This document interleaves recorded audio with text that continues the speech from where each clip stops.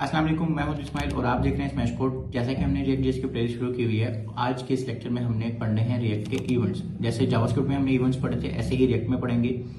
On change या फिर on click, इस तरह के हमने इवेंट्स पढ़ने हैं। उनको हैंडल कैसे करना है, किस फंक्शन से करना है और किस सिंटैक्स से करना है। तो आज इस वीडियो में हमने ये सारा कुछ पढ़ना है, तो आपने वीडियो शुरू से एंड तक देखनी है। और अगर कोई भी सवाल हो तो आप कमेंट्स में पूछ सकते हैं।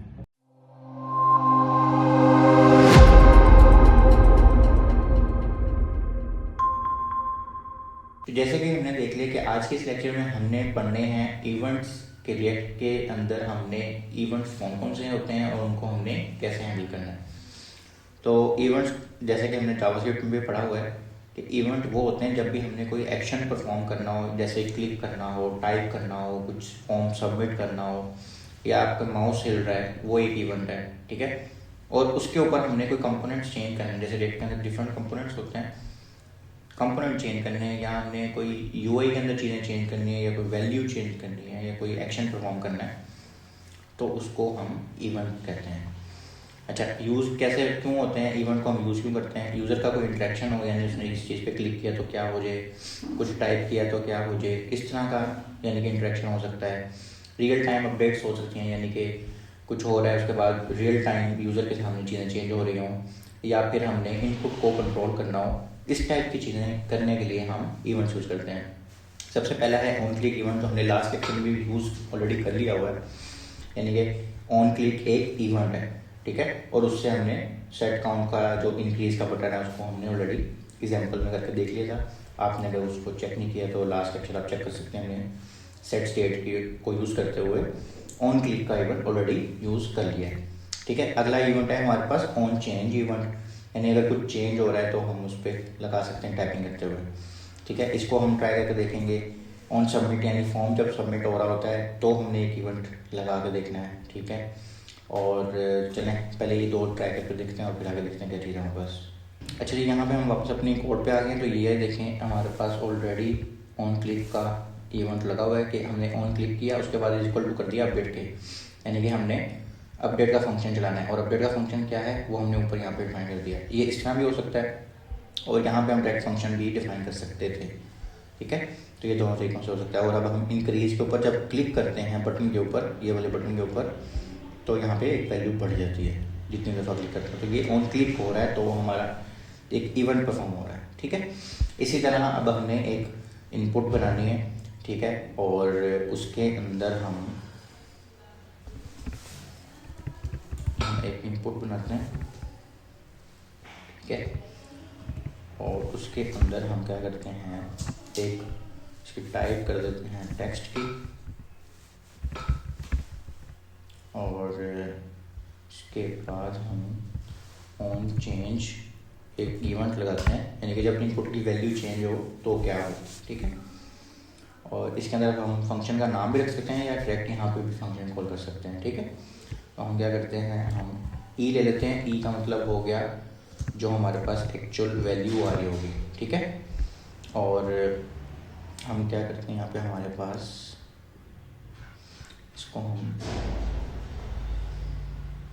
कंसोल करवाते हैं, कंसोल डॉट लॉग, ठीक है, E dot target dot value. तो जो हमारे पास वैल्यू है इनपुट की वो रियल टाइम में हमें कंसोल होनी चाहिए। हम करते हैं इसको रिफ्रेश, इसे रिफ्रेश करने की जरूरत नहीं है, रिएक्ट में हमारा सर्वर चल रहा होता है, आपको पता है। यहाँ पे npm run dev करके हम सब कुछ आ रहे हैं। अच्छा जी, अब हमने इसको ऊपर लेके आते हैं तो बस ठीक है। यहाँ पे हमने खोल लिया कंसोल अपने राइट साइड पे, और ये हमारे पास आ गई इनपुट। इस पर अगर मैं अब लिख रहा हूँ, इसको करते हैं टी मैंने लिखा वो कंसोल हो गया, TEST, यानी मैं वहाँ जो भी लिख रहा हूँ नीचे यहाँ पे राइट साइड पे कंसोल हो रहा है और हो भी रियल टाइम रहा है, ठीक है। तो ये हमारा ऑन चेंज हो रहा है, यानी जब इनपुट की वैल्यू चेंज हो रही है ना, ए था जैसे सपोज करते हैं, इसको खाली करते हैं, लेट्स सपोज यहाँ पे ए है, ठीक है। तो ए आ गया, अब चेंज हुई, फिर दोबारा कंसोल करा दिया उसने, फिर चेंज हुई, फिर यानी कि इनपुट की वैल्यू चेंज हो रही है, तो ऑन चेंज का फंक्शन खुद ही चल रहा है, ठीक है। अब क्लिक तो नहीं ना हम कर रहे हैं कहीं पे भी, अब ऑन चेंज पे फंक्शन चल रहा है। तो इस तरह हम ये चीज़ कर सकते हैं। अच्छा, ये अब हमने देख लिया ऑन चेंज का। इसके बाद हमारे पास था ऑन सबमिट, ठीक है, यानी कि अगर हमारा कोई फॉर्म है और वो सबमिट हो रहा है तो हमने उसका क्या करना है। तो हम इस तरह करते हैं कि हम एक नया कंपोनेंट बनाते हैं। अच्छा, जैसे अब हमने देख लिया कि हमने एक न्यू फाइल बनानी है, तो हम यहाँ पे एक फाइल बनाते हैं login.jsx के नाम से, ठीक हो गया। और इसमें अब हम क्या करते हैं, हमें यूज स्टेट हमें चाहिए है, तो हम उसको इंपोर्ट कर लेते हैं रेट से, जैसे हमने लास्ट लेक्चर में किया था, ठीक हो गया।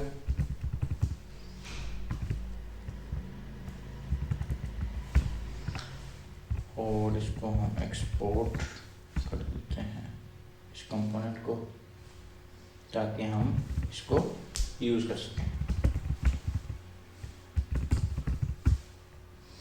अच्छा, अब हमने इसके अंदर अगर यहाँ पे भी काम कर सकते थे, लेकिन हमने इसमें एक ही फंक्शन सिर्फ बनाना है, तो हम उसी को डायरेक्ट से क्या कहते हैं एक्सपोर्ट कर रहे हैं, डायरेक्ट वो फंक्शन बनाने लगे, ठीक है।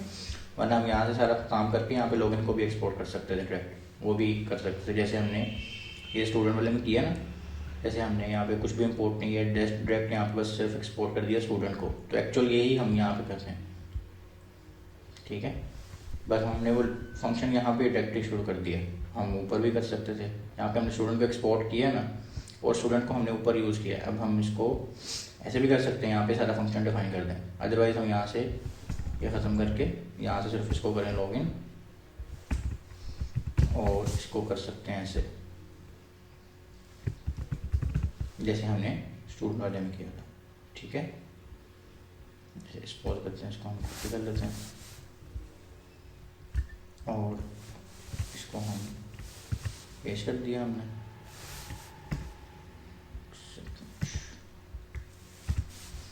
और स्टूडेंट की जगह पे हमने लॉगिन कर दिया, ठीक है। हम इस तरह भी कर सकते हैं, लेकिन अब मैं आपको एक और तरीके से करके दिखा रहा हूँ कि हमने डायरेक्ट अगर एक ही फंक्शन बनाना है उसमें, उस फाइल में पूरे में, और तो हम उसको डायरेक्ट भी ऐसे बना सकते हैं। ओके हो गया। चलिए, इसके अंदर हम सबसे पहले क्या करते हैं, हमें चाहिए होगा एक फॉर्म पहले बनाते हैं मिलकर, उसके बाद देखते हैं कि क्या क्या चाहिए। हम एक बनाते हैं फॉर्म, ठीक है। और क्योंकि ऑन सबमिट का इवेंट अब हमने चेक करना है, सही हो गया। और फॉर्म के अंदर हम बनाते हैं इनपुट, ठीक है। और पहली इनपुट होगी हमारी ईमेल के लिए, इसके हमने type of the email, place holder भी डाल देते हैं ईमेल,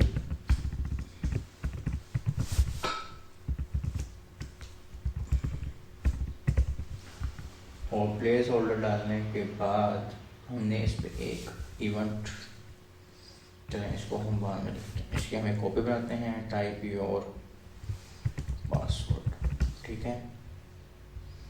और इसको हम कर देते हैं इनपुट टाइप पासवर्ड ही, ताकि वो एज अ पासवर्ड ही शो हो, ठीक है। और इसके बाद हमारे पास आ जाएगा एक बटन, ठीक है। इसको हम लिख देते हैं लॉगिन, और इसकी हम टाइप ले देते हैं सबमिट, यानी कि जब इस पर क्लिक होगा तो इसका मतलब है फॉर्म सबमिट हो गया। अब हम फॉर्म के अंदर एक और चीज़ करते हैं कि हम इस पर एक ऑन सबमिट का इवेंट लगाते हैं, ठीक है। ऑन सबमिट का एस कैपिटल होगा, और हम इसके अंदर एक फंक्शन बनाते हैं, यहाँ से हमें इवेंट मिल जाएगा अपना, ठीक है। और इसके अंदर वही सबसे पहले हम इसको, क्योंकि हमारा एक से ज़्यादा लाइन्स का बनने वाला है, ई डॉट इवेंट डिफॉल्ट,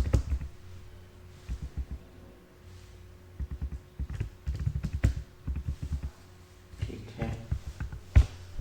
इससे हमारा फॉर्म खाली भी हो जाएगा। और दूसरे नंबर पे हम इस पर करने लगे कंसोल डॉट लॉग, ठीक है। और हम ईमेल और पासवर्ड मंगवाने लगे।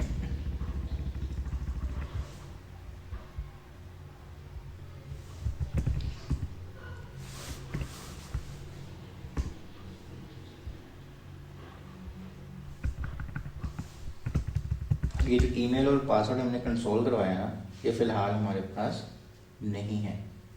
ठीक हो गया। अच्छा, ये सारा काम ना हमने यहाँ नहीं करना, इसके अंदर करना।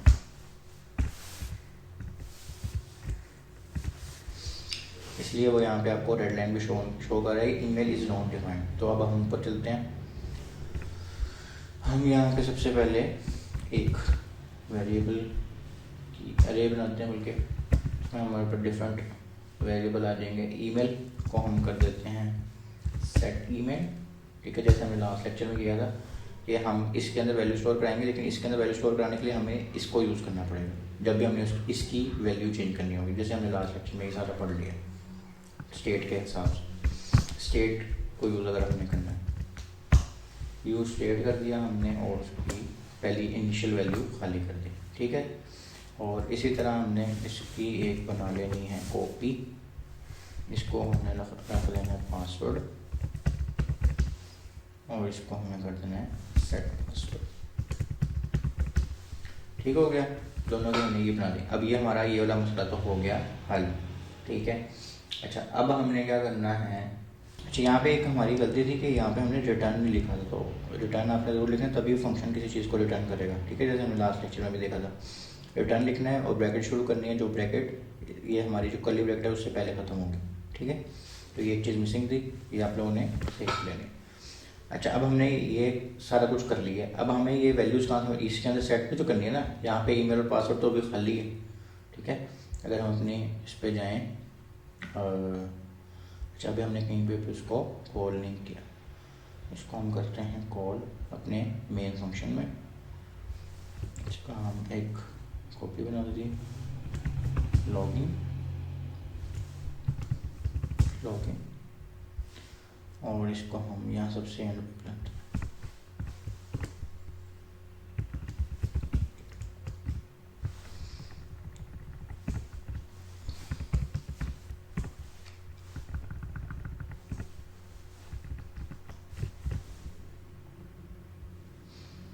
अच्छा जी, इसको हम टेक्स्ट एरिया रहने देते हैं फिलहाल, लॉगिन लिखते हैं सिर्फ। अच्छा, ये हमारे पास लॉगिन की एक ईमेल की भी आ गई इनपुट और एक पासवर्ड की भी आ गई। कंसोल हम एक दफ़ा खाली करके टेस्ट करते हैं, test@test.com और टेस्ट। हमने लॉगिन किया, अब यहाँ पे कुछ आया तो है लेकिन खाली है। ठीक है, कंसोल चला है लेकिन खाली। क्यों चला है खाली? क्योंकि वो कंसोल करवा रहा है इसको ईमेल और पासवर्ड को, और ईमेल पासवर्ड हमने कहीं पर भी सेट ही नहीं किए, यानी वो भी उसकी इनिशियल वैल्यू ये खाली जा रही है और इस पर रेड भी आ रहा है, इसका मतलब इसको हमने कहीं पे यूज़ नहीं किया। तो अब हमने ईमेल में जो ये हमारी ईमेल की इनपुट है उसमें हमने एक और इवेंट लाना है ऑन चेंज का। ठीक है, और ऑन चेंज में हम वही करेंगे जो अभी हमने पहले किया था। हमारे पास ई में हमारा एक वैल्यू मिल रही है, मेक एरो फंक्शन बना के सेट ईमेल। ठीक है, और उसकी जो वैल्यू है वो कर लेंगे ई टारगेट डॉट वैल्यू, यानी जो वहाँ पे इनपुट के अंदर वैल्यू आ रही है वही आप इसके अंदर सेव करवा दें। और सेम हम ये चलाएंगे एक और वो हम चलाएंगे पासवर्ड के लिए। ठीक है, और सेट ईमेल की जगह हम जस्ट कर देंगे सेट पासवर्ड। ओके हो गया। और इसके बाद हमने सारा कुछ कर दिया है। अब हम इसको चेक करते हैं, जाके इसको खाली करते हैं, इधर लिखते हैं test.com और अब हम करते हैं लॉगिन। तो ये देखें, ये हमारे पास ईमेल हमारी आ गई और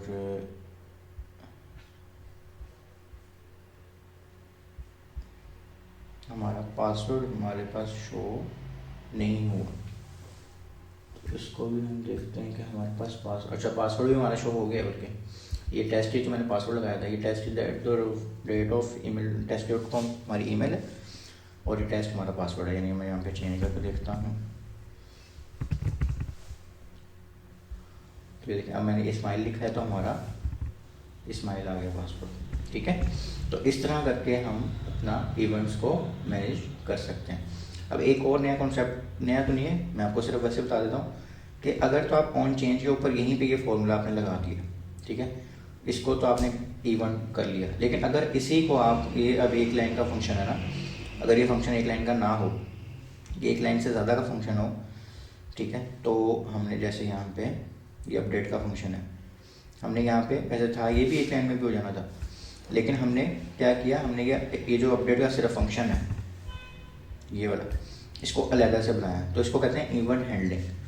अगर हम यहाँ पे फंक्शन का नाम लिख दें और फंक्शन को ऊपर जाके बना लें, इसको कहते हैं इवेंट हैंडलिंग। इसको सेपरेट हैंडलर भी कहते हैं, यानी कि instead of writing logic directly inside JSX, हम इवेंट हैंडलर बनाते हैं, फंक्शन बनाते हैं, और उसको हम रीयूज़ भी कर सकते हैं, यानी इसी फंक्शन को हम शायद बार बार भी यूज़ कर सकते हैं, बाद में हमने कहीं और भी यूज़ करना हो तो हम इसको यूज़ कर सकते हैं। तो ये भी एक कॉन्सेप्ट था जो हमने ऑलरेडी यूज़ कर लिया हुआ है। तो आप स्लाइड्स पे चलते हैं और देखते हैं उसके अलावा हमारे पास क्या चीज़ है।